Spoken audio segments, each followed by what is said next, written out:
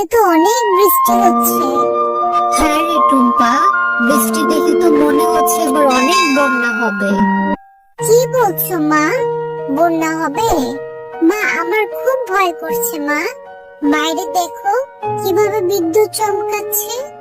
মা, বন্যা হলে আমাদেরকে ভাসিয়ে নিয়ে যাবে না তো? তুই ভয় পাস না রে টুম্পা, আল্লাহ যা করে সবার মঙ্গলের জন্যই করে। আর আমি তো তোর সাথেই আছি, আমাদের কিচ্ছু হবে না। চল, অনেক রাত হয়েছে, এবার আমরা ঘুমিয়ে পড়ি। এই কথা বলে মা ও মেয়ে ঘুমিয়ে পড়ে। মা, ওঠো ওঠো মা, দেখো না মা, আমাদের ঘরে কত পানি হয়েছে। হে আল্লাহ, তাই তো দেখছি। এবার কি হবে? এই ছোট মেয়েটাকে নিয়ে কোথায় যাব? টুম্পা তো এখানেই বস, আমি বাইরে গিয়ে দেখে আসি। বাইরে তো দেখছি অনেক বন্যা হয়েছে, মাঠঘাট পুরো ডুবিয়ে ফেলেছে। মা, টুম্পা, এই বন্যায় অনেক পানি হয়েছে, সারা গ্রাম পানিতে তলিয়ে গেছে রে মা। সে কি মা, তাহলে আমাদের কি হবে? পানিতে এভাবে পড়লে তো এই পানিতে ডুবে যাব মা। মা টুম্পা, যেভাবে পানি বাড়ছে এই ঘরে থাকা আমাদের ঠিক হবে না। চল, আমরা ঘরের চালের উপর আশ্রয় নেই। মা, আমাদের থাকার জন্য তো একটা জায়গা পেলাম, কিন্তু খাবো কি মা? আমার তো খুব খিদে পেয়েছে। মারে, এখন তো আমাদের কাছে খাওয়ার মতো কিছুই নেই, তবে কিছু শুকনো মুড়ি আছে, তুই এখন কষ্ট করে এগুলোই খেয়ে নে রে মা। ঠিক আছে মা, চলো তুমি আর আমি মিলে মুড়ি খাই। না রে মা, তুই এখন খেয়ে নে, আমি এখন খাবো না, আমার খিদে পায়নি রে মা। না মা, আমি জানি তুমি কাল রাতেও কিছু খাওনি। তুমি না খেলে আমিও কিছু খাবো না মা। মারে, আমাদের কাছে যে অল্প মুড়ি আছে, এগুলো দিয়ে আমাদের কিছুদিন চলতে হবে রে মা। তুই এখন খেয়ে নে, আমি পরে খেয়ে নেব। আচ্ছা ঠিক আছে মা। মা মা, দেখো না, এদিকে একটা নৌকা ভেসে আসছে। হ্যাঁ রে মা, তাই তো দেখছি, হয়তো আল্লাহ আমাদের উপর দয়া করেছে। মা মা, চলো আমরা এই নৌকা দিয়ে খাবার খুঁজে নিয়ে আসি। মারে, এই বন্যায় তো সবারই আমাদের মতো অবস্থা, তাই আমরা খাবার কোথায় পাবো রে মা? তার চেয়ে বরং চল, এই নৌকা দিয়ে আমরা কোথাও নিরাপদ জায়গায়। একটা কিছু করো না মা। মারে, আমি যে খুব অসহায়, আমি এখন তোকে কোথা থেকে খাবার এনে দেবো রে মা? আল্লাহ নিশ্চয় একটা ব্যবস্থা করে দিবে, কাঁদিস না রে মা, একটু ধৈর্য ধর।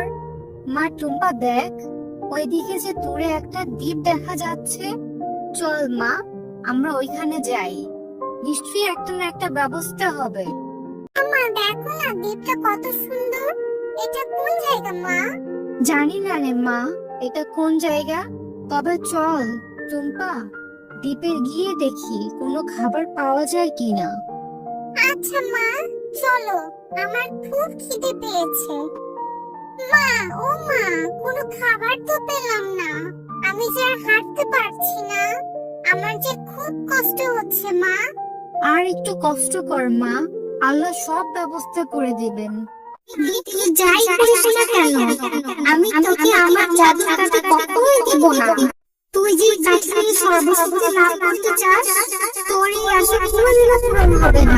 ঠিক আছে, তুই যদি আমাকে জাদুর কাঠি না দিস, আমিও যদি সর্বশক্তি না পাই, তাহলে আমি তোকে বাঁচিয়ে রাখবো না। এবার বল, তুই কি করবি? তুই যা করে করে নে, আমি তোকে কিছুতেই দেব না। তোকে তোর উদ্দেশ্য কখনোই সফল হতে দেব না। মা, ওই দেখো, একটা তান্ত্রিক একটা পরীকে আটকে রেখেছে আর তার জাদুর কাঠি চাইছে।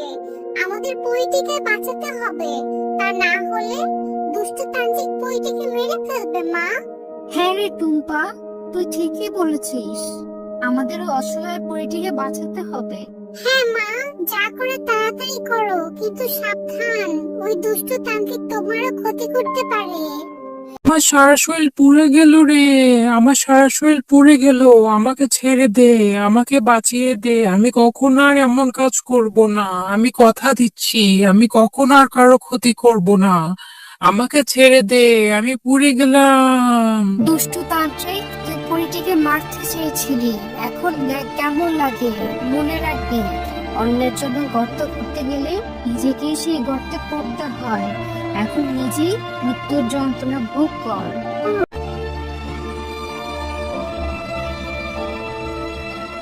তোমাকে অনেক ধন্যবাদ, তুমি আমার জীবন বাঁচিয়েছো। আজ যদি তুমি আমাকে না বাঁচাতে তাহলে আজ অনেক অঘটন ঘটে যেত। কিন্তু তোমরা এই নির্জন এলাকায় কি করতে এসেছো তা শুনে আমার খুব কষ্ট হচ্ছে। তোমরা যেহেতু আমার জীবন বাঁচিয়েছো, তাই আমি তোমাদেরকে একটা উপহার দিতে চাচ্ছি।